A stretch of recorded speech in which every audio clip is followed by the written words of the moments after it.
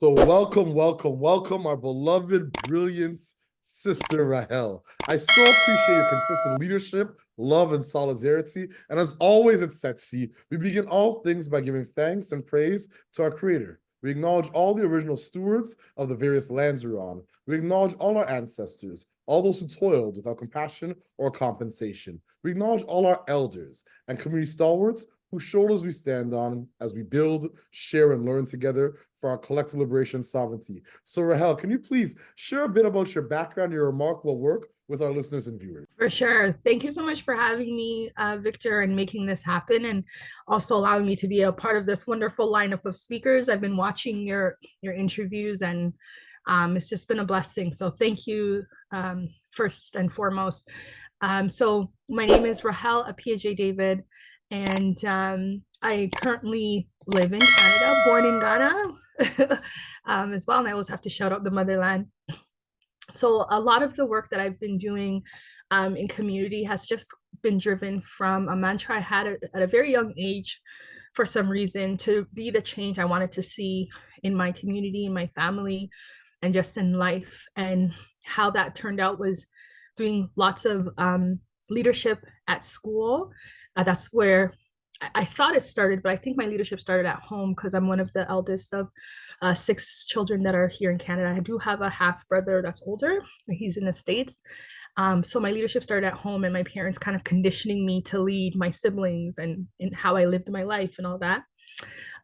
So at this point right now, today, I run a business called ONE1000 Training and Consulting, and we focus on effective communication. I've worked in at least four different industries: social services, government, academia, corporate. And I've learned that in all industries, if you know how to effectively communicate, we can avoid many of the challenges and address many of the challenges. So I have a passion to teach what that is and support folks in achieving effective communication skills. My business has grown to include project management, where we have a ready to go team to support short-term projects. And then, of course, I do consulting and support other business owners or people trying to start their not-for-profits and so forth. And during the day, I work with Toronto Metropolitan University at the DAIS, which is a think and action tank, where we focus on connecting folks to public policy and decision makers, which are the areas in our lives that impact us every day that we actually know nothing about most of the time. So we want everyone, no matter what social economic background you are, to understand public policy, and to know how to make that impact and influence the people that are making decisions that impact our life every day. So what I've done is led a few courses and trainings and events around that as well. And I have to mention as well that I volunteer. I think giving back is such an important thing, and it doesn't always have to be financial. I think our time is sometimes more valuable than money. So I volunteer with an organization called Covenant Garden Estate, which is based in Methibestad, South Africa. And we focus on using enterprise to support the community in Methibestad out of poverty, support them with HIV/AIDS, and also starting their own businesses and enterprises to deal with the root causes of poverty in the area. That's absolutely incredible. Such an extensive body of work, and self-sacrifice and vocational work. It's clear that you have not just a passion for family and for community and for the motherland, but also just for humanity. And I give thanks for Yes. all the work that you're doing locally, nationally, and internationally. So Thank appreciate it. you. So my next question is, what's inspiring you right now in your work? What has you curious, or what's keeping you up at nights? That's a really good question. So I think, oh, I, I feel like there's so many ways I can answer this. One of the concepts that I've learned in the last year or two was the idea of seven generations, which, from what I learned, came from the Indigenous community, and thinking about what I do now and how it will impact seven generations later, and incorporating that into how public policies are made, and so forth, whatever work that I'm involved in. So I had to look it up and to really understand how long is 7 generations? Like, how many years are we talking? And it's about 150 years.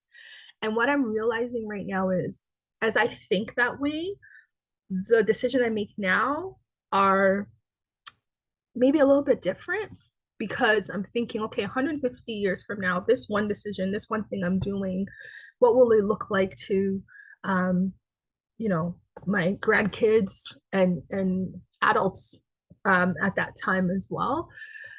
So really trying to wrap my head around how to quantify that and envision that and switch my thinking towards that length of time. If you want to know what I want to do in the next 10 years, I have an answer, but I don't have an answer to what I want to do or what I want to see in 150 years, you know? So I don't know if I'd say it keeps me up at night, but I know that's something that's on my mind, and I'm trying to learn how to do that. Another thing that's on my mind is just as I'm going through transitions in life and in business, is understanding how to scale and leverage my own business, and while still meeting the social impact that I had intended, and still making a profit to live and take care of family, and so forth, and just leveraging that. And through my business, I work with clients that also do work that I care about, and share the same values, and make a social impact as well, and helping them to achieve their goals so they can continue to do that work. I have learned how to amplify my impact by supporting organizations and businesses that are making impacts in the areas I care about. So I feel like I've learned to compound. We always talk about compounding interest in financially, but I've learned to compound my social impact by helping organizations that impact the people and in the areas that I care about. So I always think about how to do that more efficiently while scaling my business and providing opportunities for other young women who want to start a business to then contract some of the work that we're doing. So I'm really trying to figure out how to effectively compound everything that I'm doing to better invest in people. So yeah, I'll leave it at that. That's incredible. That's incredible. Thank you so much for your leadership. So my next question, what challenges and barriers do you face in your work? And what are some of the approaches you and your colleagues are taking to overcome some of these challenges and barriers? Ooh, okay. So I'm gonna be very honest. I think one of the common and constant things that comes up with my work, whether it's with clients or even with my day work at the dais, is always funding and who has access to it, who's being funded, the type of impact and outcomes those folks that are being funded are making as opposed to those that are not being funded, and what are the patterns we're recognizing about, you know, what those folks look like. So if I was to maybe summarize it, I would say access is one of the biggest challenges that we're dealing with. And how do we overcome that? I think one is learning how the system works. Okay, so this person has a relationship with that person. How do I form these relationships? How do I learn about what others care about so that I can also share what I care about and see where they might like our interests overlap or our values overlap, and start from there. How do we better amplify our work? I think especially people of color, women on top of that, we don't do as good of a job sharing our work and what we do, how we've done it.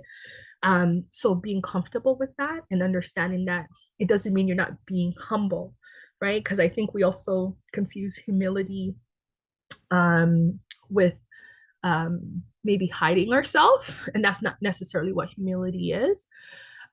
So understanding how to comfortably share the work that you're doing without feeling like you're boasting or making yourself small to make other people feel comfortable. And one of the most interesting things I'm finding is a lot of people lack confidence.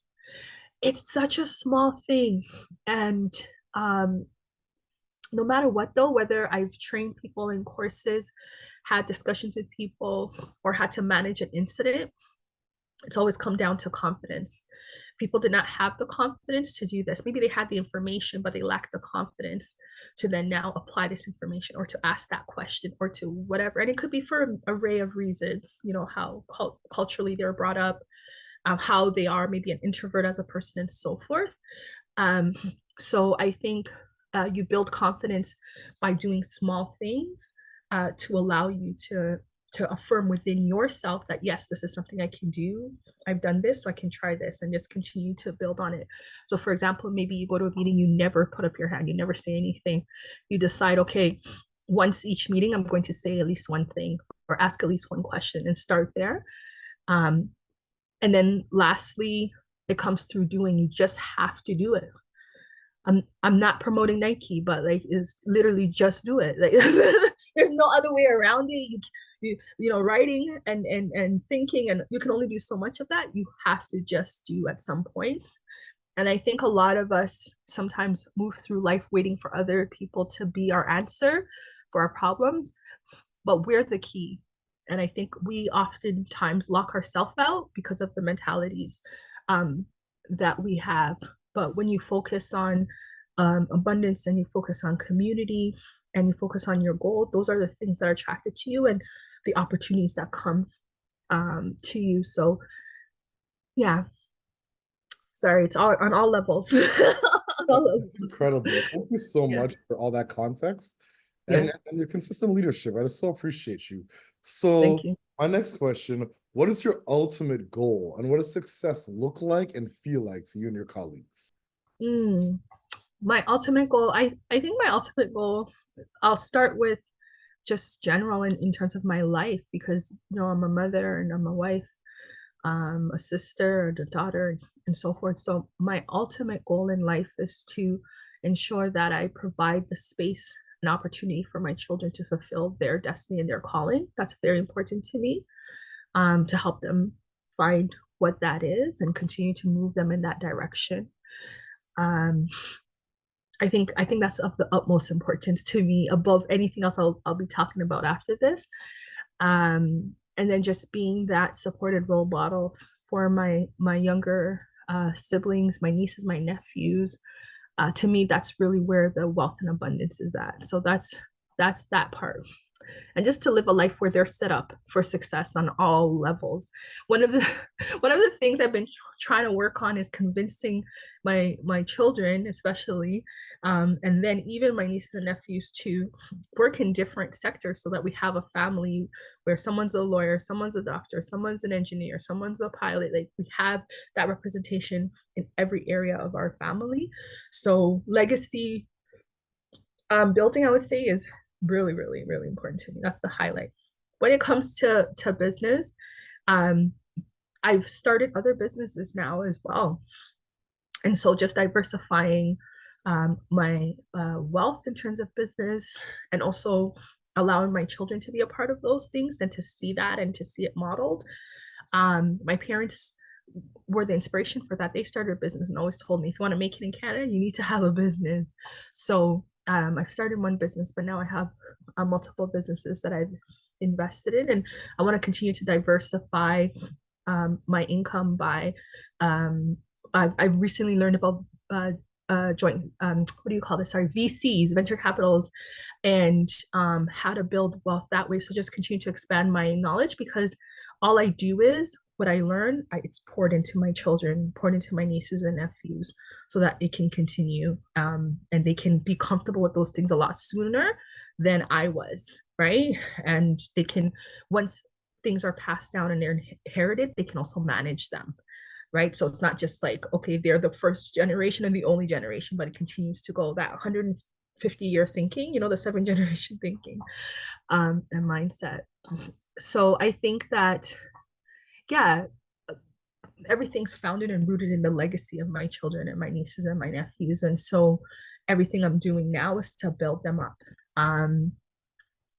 Yeah, and then just with my business, I want to be able to continue to meet the needs of humanity in a way that helps everyone to prosper, and that brings more love than hurt, and brings solutions. I love creating solutions and being a solution.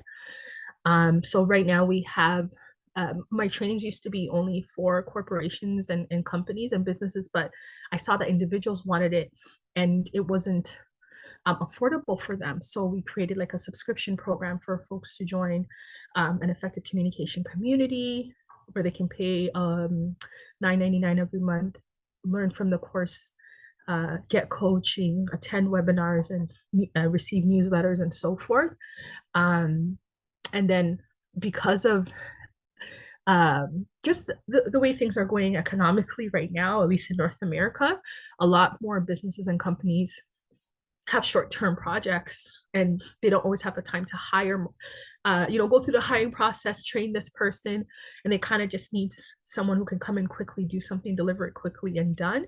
And so again, just being that type of solution through our ready to go team for our business. And then I think lastly, some of the work that we've been doing at the dais, there's a course I created called Leading Through Policy Change, and it's a course that's accessible to anybody from any background. It doesn't matter what you studied or didn't, but who wants to understand what public policy is and how to influence that and how to make a change and be in that space, and influence government decisions on the laws, legislations, and some of the programs and solutions they come up with regularly. So yeah, I think that's pretty much the focus right now. Yeah. That's absolutely incredible. Thank you so much for your leadership. And I couldn't agree more. Legacy, legacy, legacy. And all those pieces just resonate so much with me as a husband, as a father. So my Yes. second last question, how do you feel about the future of public policy in Canada? Are you optimistic? Are you pessimistic? Are you hopeful? How do you feel about the future? Oh, oh man.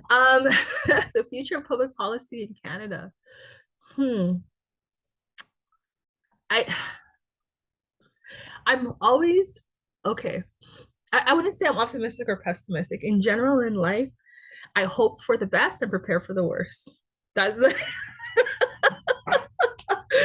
so based on some of the promising things that I could see, and even the work that we've been doing at the dais at TMU, we're equipping younger people, younger population, those that are coming up with the skills and the tools. So I have hope in that the seeds we're planting will come to fruition. They'll be able to step in and take the baton of some of our folks that have been doing this work for 50, 20, 30 years. I'm hopeful of that. There's also lots of public policies that are still not clear, and Canada still has a lot of work to do to determine like secure and responsible technology, AI, and how do we do this in a responsible way? How do we create frameworks around this that doesn't impede on human rights, autonomy, and so forth? And there's still a lot of unanswered questions in those areas, but we're still moving forward. So because of that, I have concerns, about what public policies would come up. And one of the biggest challenges for me in the public policy space, and something I advocate for a lot in work, is understanding why we only see Europeans or Americans as peers in this work. Because one of the things in public policy and research is you'll look at other jurisdictions to see what others are doing. Often South America, Africa, like those type of countries in those continents are not even considered to look at some of their solutions, and they're not seeing as peers in this work. And so because of that, I feel like we're missing opportunities to have better and more enriched answers to how we do public policy work in Canada. So it's I'm hoping for the best. We're doing the work that we can now, but I'm also prepared for the worst, because leadership matters. Whoever's in leadership, and who they put in place to lead these things also will impact the future of public policy in Canada and the daily lives of individuals. So I'll leave it at that. Incredible. Thank you so much. So my last question, do you have any closing Yes. thoughts or calls to action for our listeners and our viewers? Yeah, for sure. I think my closing thought, something I want to reiterate, is as much as we need our basic needs met, paying bills and all of that, 100%. I just really want to encourage everybody that wherever you are in life, whatever it is that you're trying to achieve, you are the key, you are the answer. I think oftentimes we're taught to look outside of ourselves first. And I want you to look inside yourself first. And what that looks like is asking yourself the questions, making time, whether it's 10 minutes a day, to really reflect on who you are and where you're going. And even if writing it down, you'll be surprised. I do this all the time. And years later, I'll look at things. I'm like, oh my God, I wrote this 4 years ago and this happened and that happened. Oh, this I'm still working on, because you literally program yourself and every atom in your body will help you achieve that. So I really, really want to leave people with that you're the answer you're looking for. And on the area of like technology and all these tools, social media we have, they're just tools. They're not the answer. You're the answer, right? So that's what I wanted to leave. Um, and I guess that's also a call to action, just doing what it is that I said. I would love for folks to check out the work that I do through my business by visiting one1000.ca, and also check the work that we do at the dais as well, going to dais.ca as well to look at some of our work and events that we have coming up. We have a bunch of things coming up in the next few weeks, with Sarah Perry, who's our who's the speechwriter for Barack Obama. She has a strategic communication training coming out. We have our Democracy Exchange Conference and our Wonk Prom as well. Wonk Prom is for folks in the public policy space, just in case, because at first I was like, what is a wonk? But anyway, so we have a bunch of things coming up at the dais as well at TMU, and I encourage folks to check it out. Ashe. It's all the policy wonks out there. You know what time it is. Rahel, we so appreciate your leadership, your love, your solidarity, the authenticity you bring to this work, and just all that you do for so many, and more importantly, your visionary leadership. And as always at Setsi, we close the way we began this conversation, this interview, by giving thanks to our creator, by giving thanks to the original stewards, the various lands we're on. We give thanks and acknowledge all our ancestors, all those who toiled without compassion or compensation. We give thanks and acknowledge all our elders and community stalwarts whose shoulders we stand on as we build, share, and learn together for our collective liberation and sovereignty. Thank you so much, Rahel. I so appreciate you. Thank you, Victor. This was awesome. Thank you for making the time.